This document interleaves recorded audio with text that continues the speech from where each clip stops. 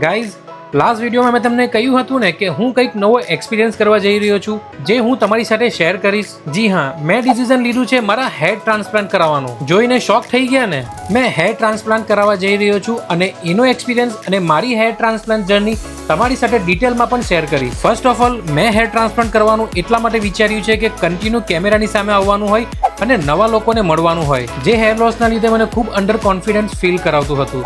I want my hair back. ત્યારે જ મને hair free hair glow clinic વિશે જાણવા મળ્યું અને મેં ક્લિનિક વિઝિટ કરી, ડોક્ટરને કન્સલ્ટ કર્યું. તેમણે મને બધું ડિટેલમાં સમજાવ્યું અને મારો જે ડર હતો એ બધો દૂર કર્યું. And I was ready for my hair transplant. પહેલા તો મારા બ્લડ ટેસ્ટ થયા. અહીંયાનો સ્ટાફ અને ડોક્ટર બધા જ ખૂબ જ સારા અને હેલ્પફુલ છે. દેન શરૂ થઈ મારા હેર ટ્રાન્સપ્લાન્ટની જર્ની. માર્કિંગ કરવામાં આવ્યું અને હેર ટ્રીમ થયું.